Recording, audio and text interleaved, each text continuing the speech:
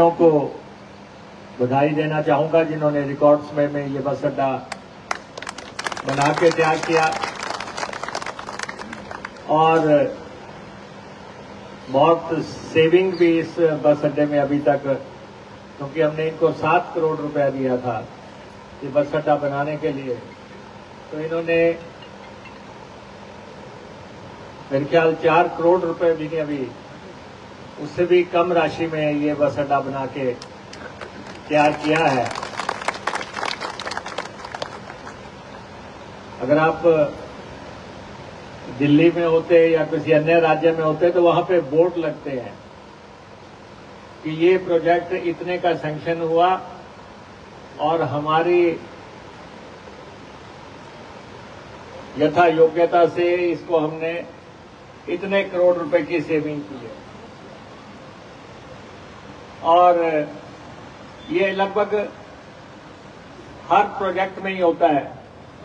जब हमने हरोली का ये ब्रिज बनाया था, हरोली से ऊना, जो हिमाचल का सबसे बड़ा ब्रिज है अभी तक, उस ब्रिज में भी जो पैसा आया था उसमें भी बहुत बड़ी सेविंग हुई थी। और जो अभी पंडोगा से त्यूड़ी हम बना रहे हैं उसमें भी बहुत बड़ी सेविंग हो रही है। तो ये हमारे अधिकारियों की कर्मठता है कि हमारे इस बस अड्डे को इन्होंने तैयार किया। और जहां तक हमारा पथ परिवहन निगम का सवाल है, हम 50वें साल में प्रवेश किए हुए हैं, 50वां साल चल रहा है। हिमाचल प्रदेश में ना तो कोई हवाई मार्ग है और ना ही कोई बहुत बड़ा रेल मार्ग है। तो एचआरटीसी एक बहुत बड़ा योगदान हिमाचल प्रदेश में देती है। लगभग 4 से 5 लाख लोग रोज एचआरटीसी में सफर करते हैं और 3200 के आसपास हम बसें चलाते हैं। और हमारी नजर में एचआरटीसी एक कल्याणकारी संस्था है। इसमें हमेशा बहस होती रहती है राजनीतिक सर्कल्स में भी, और कई दफा मामला अदालतों में भी जाता है। वो कहते हैं कि आप इतना बड़ा जखीरा चला रहे हो, 3200 बसें चला रहे हो, तो ये घाटे में क्यों है? तो मैं आपको बताना चाहता हूं कि प्रदेश के दूर दराज दुर्गम इलाका जहां कोई नहीं जाता है, जहां पे कोई भी जाना के लिए तैयार नहीं होता है, वहां एचआरटीसी जाती है। लेह लद्दाख तक एचआरटीसी जाती है। किन्नौर, लाहौल स्पीति, पांगी, भरमौर, ट्राइबल इलाके, हर जगह एचआरटीसी जाती है। और रोजाना आप देखते हैं डिमांड आती है कि ये बस हरोली तक चल रही है, इसको जो है दुल्हट तक चला दो।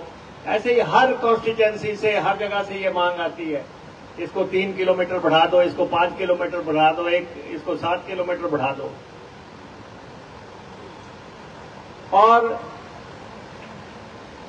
जैसे हमारी बहनों को 50% यात्रा में छूट है, तो वो एचआरटीसी आपको जो है 50% छूट पे यात्रा करवाती है। ऐसे लगभग 28-29 कैटेगरीज हैं जिनको कि एचआरटीसी अपनी बसेज में जो या तो रियायती करवाती है या कोई अन्य तौर तरीके से यात्रा कराती है। और फिर हम ओल्ड पेंशन स्कीम देते हैं। सबसे पहले हमने ओल्ड पेंशन स्कीम एचआरटीसी में लागू की और प्राइवेट में ड्राइवर की तनख्वाह, कंडक्टर की तनख्वाह और एचआरटीसी में सरकारी स्केल मिलते हैं। सरकारी। तो इसलिए ये एक कल्याणकारी संस्था है। ये पूरे प्रदेश के लोगों को पता होना चाहिए कि एचआरटीसी एक कल्याणकारी संस्था है जो 4 लाख लोगों को रोजाना अपने घर पे छोड़ती है। इसलिए आप सब लोगों को एचआरटीसी की प्रशंसा करनी चाहिए। एचआरटीसी के उन लोगों को जो लोग की एचआरटीसी की आलोचना करते हैं।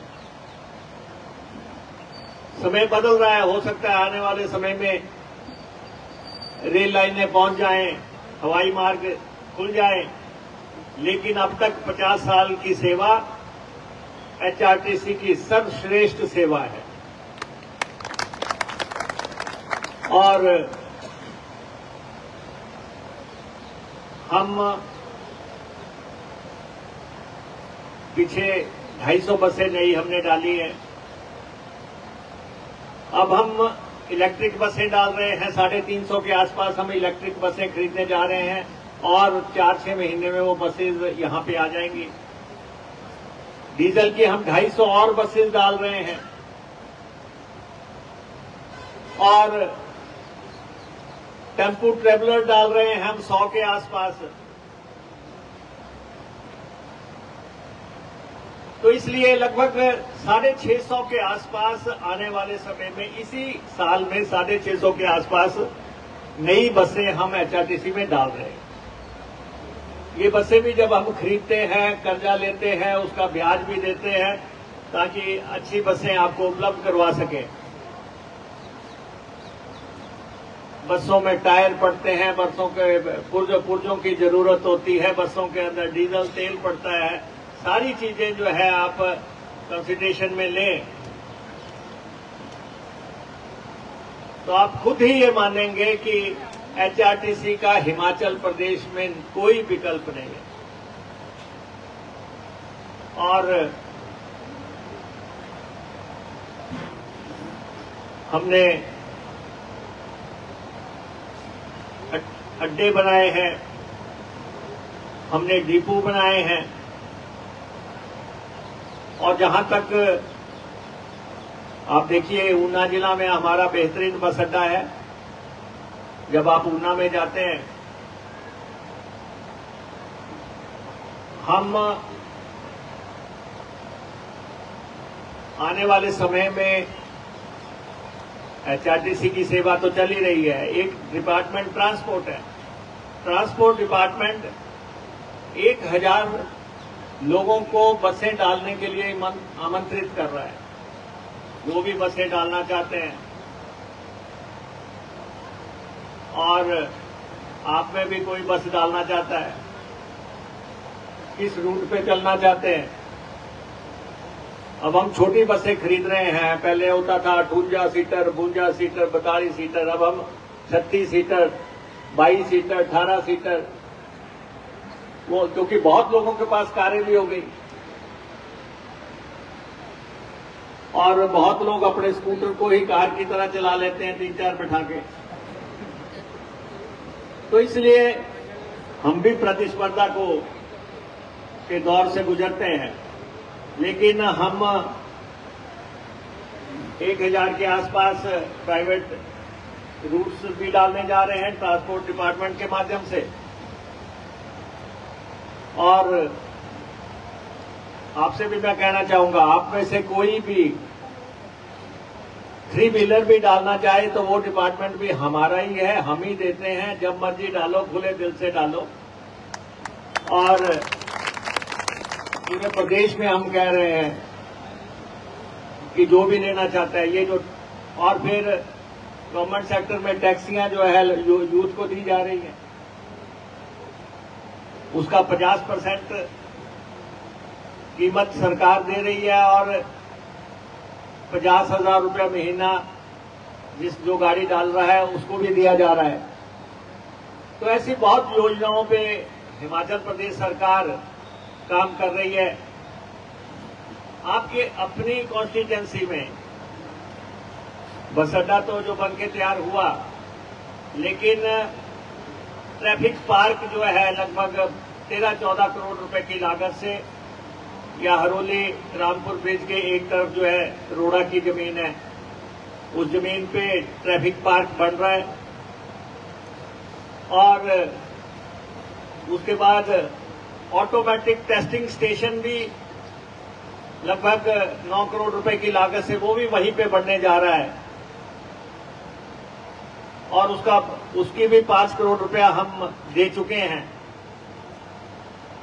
जो अभी आप गाड़ियां पास कराने जाते हैं, बस पास कराने जाते हैं, ट्रक पास कराने जाते हैं हमारे ऑफिसर्स के पास, आने वाले टाइम में आप सीधी गाड़ी उसमें ऑटोमेटिक टेस्टिंग स्टेशन में डालेंगे जो हरोली में होगा और वो मशीन ही आपको बता देगी कि आपकी गाड़ी में क्या क्या फॉल्ट है, आपका इंडिकेटर जल रहा है कि नहीं जल रहा है, आपका स्टीयरिंग ठीक है कि नहीं है, आपके नीचे शाफ्ट ठीक है कि नहीं है, आपकी पीछे की लाइटें जल रही हैं कि नहीं जल रही हैं। जो भी फॉल्ट्स है वो ऑटोमेटिक टेस्टिंग स्टेशन जो है ढूंढ देगा। तो जो लोग कहते हैं कि हम पासिंग के लिए गए थे जी, पासिंग में कई तरह की बातें आती हैं, वो सब सारी जो है लुप्त हो जाएंगी और वो भी आपके यहाँ पे बन रहा है। और हमें तो ट्रांसपोर्ट डिपार्टमेंट को अच्छा काम करने पे पिछले साल 25 करोड़ रुपया इनाम राशि मिली, इस साल 38 करोड़ रुपया इनाम राशि मिली है केंद्र सरकार ने हमारे कामकाज को देखते हुए। तो इसलिए परिवहन डिपार्टमेंट का अपना काम है और सब सरकारी स्कूल के बच्चों को हम मुफ्त लेके जाते हैं। जहां पे भी कॉन्वेंट स्कूल वालों को हम कहते हैं कि जब आप इतनी फीस दे देते हैं तो हमें भी किराया दे दो, लेकिन वो भी नहीं मानते। और अभी हमने क्या उनका किराया तय किया था, वो सारे पेरेंट्स आ गए, उन्होंने कहा नहीं आप कम करो कम करो। तो हमें तो बसें देनी है उनको, बच्चों को स्कूल पर जाने के लिए। शिमला में गाड़ियां चलती हैं कई स्थानों से, जो कि कोई जो है शिमला क्लब को आती हैं, कोई डीसी ऑफिस को आती हैं। बहुत बड़ा घाटा उन गाड़ियों में होता है, लेकिन जनता की सुविधा के लिए हम वो भी चलाते हैं। तो इसलिए हम एक कल्याणकारी संस्था है, हमारे अफसर भी बैठे हैं, हमारे वाइस चेयरमैन भी बैठे हैं, सरकार में भी हम ये कहते हैं कि हम एक कल्याणकारी संस्था है। और सरकार वैसे भी एक कल्याणकारी संस्था ही होती है। और अभी हमने एचआरटीसी में कंडक्टर रखे, 357 कंडक्टर रखे और कई हमारे लिखते रहते हैं कि वो 58 साल वाली नौकरी कहाँ है, तो वो ये कंडक्टर 58 साल के लिए ही रखे गए हैं, पूरे 58 साल के लिए ही ये कंडक्टर रखे गए हैं। पूरी पारदर्शिता से, पूरी मेरिट पे और कमीशन के माध्यम से हमने भर्ती की है 58 साल के। अभी जो पानी डिपार्टमेंट में लड़के रखे जा रहे हैं, हालांकि अभी उनका जो एमॉल्यूमेंट्स है वो कम है और आने वाले टाइम में ठीक हो जाएगा, लेकिन है वो भी 58 साल वाले ही जो भर्ती हो रहे हैं।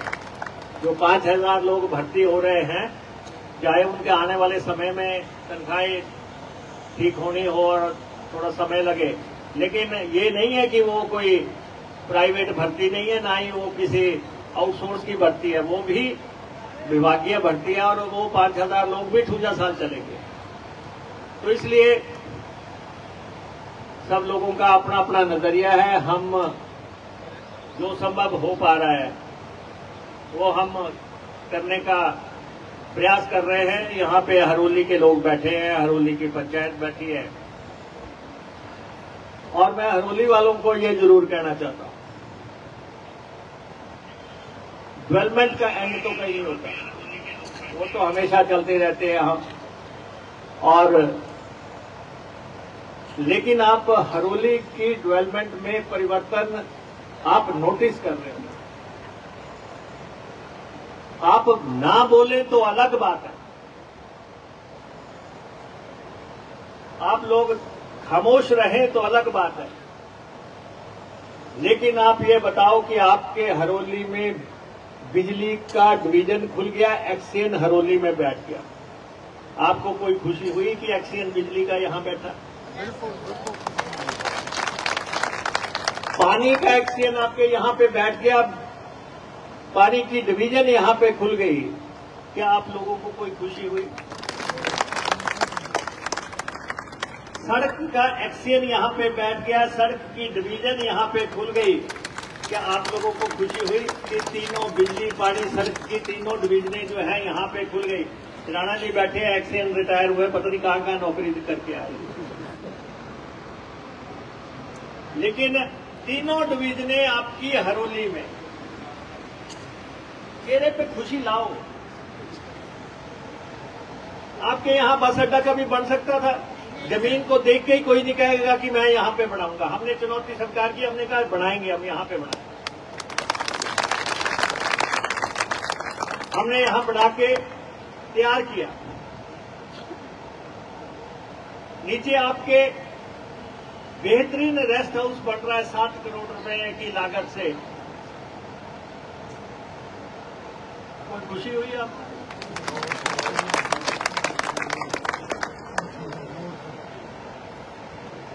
कितना सुंदर और खूबसूरत और किस ढंग से आपके बैठने का सारा प्रबंध उसमें हो रहा है।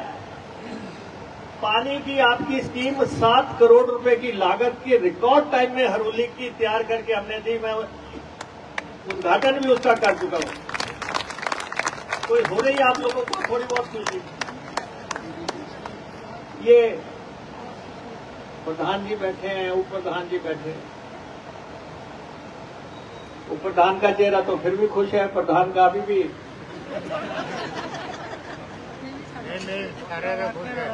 स्कूल का आपका ग्राउंड बना के तैयार कर दिया, रिकॉर्ड टाइम में बना के तैयार कर दिया।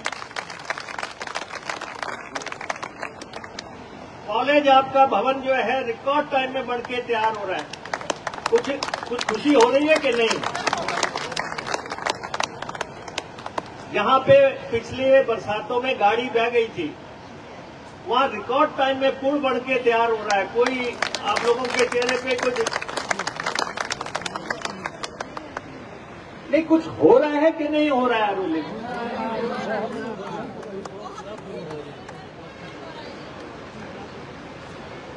एसडीएम आपका अपना, सेक्रेटेरिएट आपका अपना, डीएसपी आपका अपना, थाना आपका अपना, ट्रेजरी आपकी अपनी।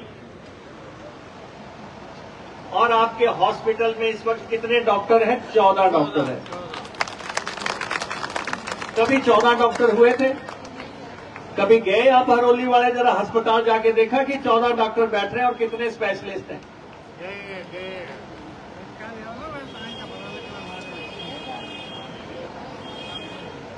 और लगातार जो आपकी मांग हो रही है, जो बात आप रख रहे हैं, उसको हम पूरा करने का प्रयास कर रहे हैं, ताकि अगर हरोली सिर्फ नाम की कैपिटल ना हो कि हरोली एक राजधानी है, दिखने में भी हरोली राजधानी हो, उस हिसाब से हम यहां पे काम कर रहे हैं। आजकल हरोली से करमपुर को सड़क बन रही है, 7-8 करोड़ रुपए हमने दिया है इस सड़क के लिए। हरोली से ऊना जाने के लिए मुझे नहीं लगता कि अब 5-6 मिनट से ज्यादा लगता होगा, 7 मिनट से ज्यादा लगता होगा। जो ब्रिज बना है हिमाचल का सबसे बड़ा, सारे उसको हरोली रामपुर ब्रिज के नाम से ही जानते हैं। हालांकि चाहे वो रामपुर रोड़ा की जमीन पे है, लेकिन सब उसको हरोली ब्रिज। और जो नीचे आपकी सड़क है, जो आपकी नीचे सड़क है, उस पे 3 पुल पड़ने हैं 37 करोड़ रुपए की लागत से।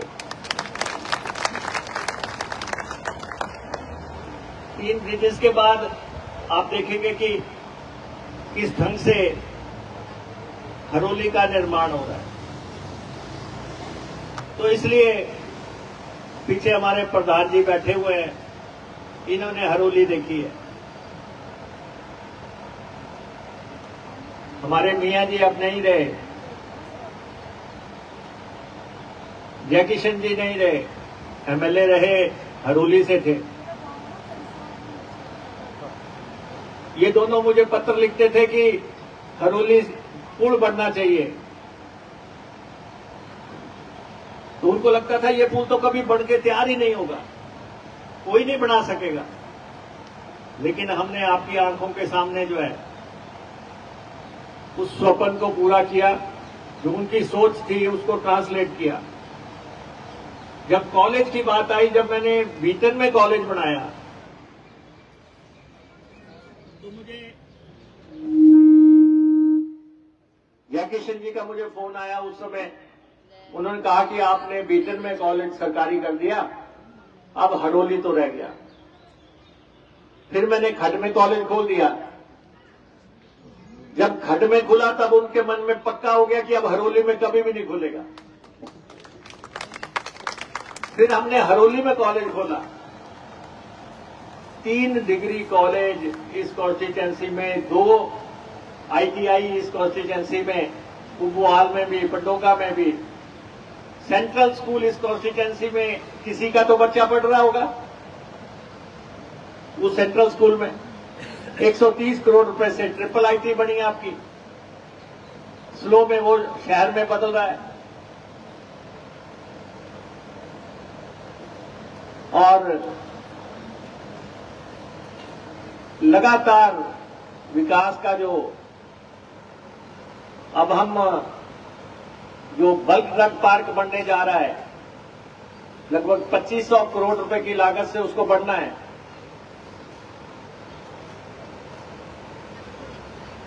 और प्रधानमंत्री जी ने उसका पत्थर रखा है, लेकिन उसका पैसा हम लेके आए। हमने वो केंद्र सरकार और लाले के बीच का एग्रीमेंट, उसको हमने बदला। हमने कहा केंद्र सरकार और राज्य सरकार दोनों मिलकर बनाएंगे। 50% केंद्र डालेगा, 50% हम डालेंगे। 1000 करोड़ हम देंगे, 1000 करोड़ सेंटर देगा। और हमने उसके 1000 करोड़ रुपए के टेंडर कर दिए। और उसके रिकॉर्ड टाइम में हम बना के तैयार करेंगे, चाहे कोई आलोचना होती रहे। अगर सरकार ने उसको बनाने का फैसला किया है तो वहां पानी कहां से आएगा? पहले बीट क्षेत्र में 42-45 करोड़ रुपए की पानी की योजना बनी, अब 80 करोड़ रुपए की दूसरी योजना सिंचाई की पैसा सैंक्शन हो गया। और आपको पता है कि बीट क्षेत्र में लोगों कहते थे अपनी बेटी शादी नहीं कर देनी हमने, पानी भरती मर जाएगी। और आज वहां पे खेत को भी पानी लग रहा है, लोग फसल उगा रहे हैं। तो ये स्थितियां जो है किस ढंग से बदलाव हुई हैं। लेकिन हरोली में जितने भी विकास के कार्य हुए हैं, आप ये बता दें क्या किसी और का उसमें कोई योगदान है, किसी का हाथ है? जिस ढंग से हरोली हमने बना के तैयार की है,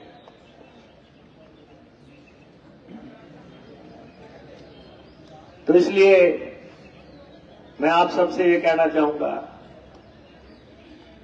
हरोली के लोगों से, हरोली विधानसभा के लोगों से, आज ही सुबह से जो अभी फाउंडेशन स्टोन हो रहे हैं, मैं आपको बताऊं कि ये जो रेन शेल्टर बने हैं, अंग्रेज आए थे हिंदुस्तान पे राज करने के लिए।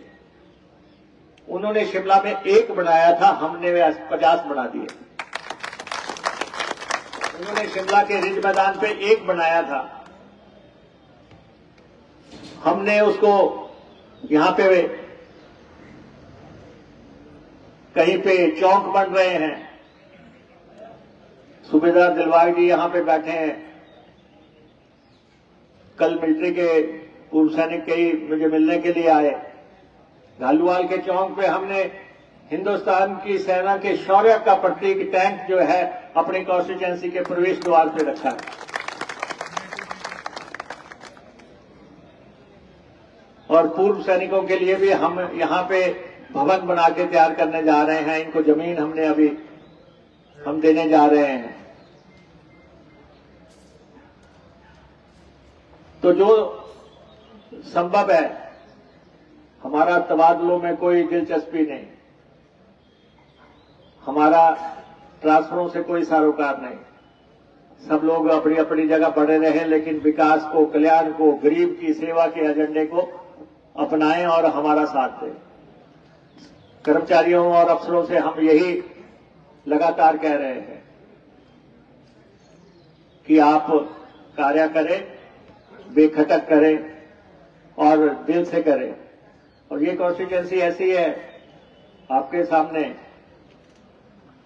आप से जो पीछे का दौर था, जो आपकी दादी थी, आपकी माताएं थी, वो अंगूठा लगाती थी या बड़ी मुश्किल से नाम लिखती थी। आज आपकी बेटियां जो है पोस्ट ग्रेजुएट होकर निकल रही हैं, जजेस बन के निकल रही हैं, इंजीनियर बन के निकल रही हैं। ये बदलाव का दौर है और आप वकील आपके हलके में बन रहे हैं और पूरे देश में सुप्रीम कोर्ट तक जो है जाके प्रैक्टिस कर रहे हैं, हाई कोर्ट में प्रैक्टिस कर रहे हैं। नर्सें आपकी कॉन्स्टिट्यूएंसी में बढ़ रही हैं और देश के बड़े से बड़े जो हॉस्पिटल है उसमें काम कर रही हैं। आपकी कॉन्स्टिट्यूएंसी से पढ़ी हुई लड़कियां जज बन गई। इससे बड़ी बात क्या हो सकती? अंगूठे के दौर से जज बनने के दौर तक लड़की की जो यात्रा है आपने देखी है। तो ये स्थितियां हैं और मैं आप सबका आभारी हूं कि आप आए और आप आज के इस बस अड्डे के समारोह के साक्षी बने। और अब हमें इसको किस ढंग से आगे चलाना है, हमारे ऑफिसर यहां बैठे हैं, हमारा इनसे आग्रह रहेगा कि हरोली से जाने वाली हर बस अड्डे के अंदर से होके जाए। वो आप दूसरा जो है हमारे आरएम साहब का है,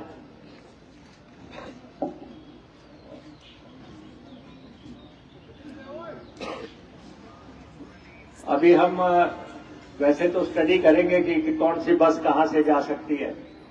हरोली से हरिद्वार बस चलाएंगे हम और सुबह 6 बजे चलेगी यहां से। हरोली से शिमला पाया बद्दी नालागढ़ बस चलेगी, 6:30 बजे हरोली से चलेगी। और हमने अब तक जो भी बसें चलाई हैं एक्सरसाइज करके चलाई हैं। जो पंडोगा से चंडीगढ़ बस जा रही है वो पूरी तरह कामयाब बस है, वो एक कामयाब बस है। दुलहट से जो कालका बस चल रही है वो पूरी तरह कामयाब बस है। तो इसलिए बसेस चलाते समय हमें बहुत प्रिकॉशंस लेनी है कि हम बसेस चलाएं और उसमें सवारी भी मिले, वो कामयाब भी हो। क्योंकि जो 10% भी इनकम नहीं देती बसें, वो बसें चलाने का कोई मतलब नहीं है। तो बस चला के वही फायदा है जहां जनता को सुविधा हो रही हो। तो वो हम आने वाले समय में इस बस अड्डे को कामयाब करने के लिए काम करेंगे। आप सब आए, आप सबका आभार। और हमारे वाइस चेयरमैन साहब आए, इनका आभार। हमारे अधिकारी शिमला से आए, इन सबका आभार है। और आप सब लोग विकास में भागीदार बनो और ये सफर विकास का ऐसे ही चलता रहे। आज बैली से बाथू के लिए 12 करोड़ रुपए की सड़क हमने उसका पत्थर रखा है, वो उसका टेंडर हमने कर दिया। अमराड़ी से साहूवाड़ बाया हीरा सड़क का जो 21 करोड़ रुपए की सड़क का हमने शिलान्यास कर दिया। और कुठार बीच का प्राइमरी हेल्थ सेंटर आज से फंक्शनल हो गया, बन के तैयार हो गए, भवन बन के तैयार हो गया। यहां आपका बस अड्डा आज से यहां शुरू हो गया। अभी हम स्लो में प्राइमरी हेल्थ सेंटर, स्वास्थ्य केंद्र की नींव रखने जा रहे हैं और उसके बाद नगडोली में 5 करोड़ रुपए की लागत से गौशाला का निर्माण करने जा रहे हैं। ये सब, और एक ईसपुर में शीतला माता का मंदिर हम 3 करोड़ रुपए की लागत से बना के तैयार कर रहे हैं। तो ये कार्य चल रहे हैं आपके सहयोग से। आप सब आए, आपका बहुत बहुत धन्यवाद।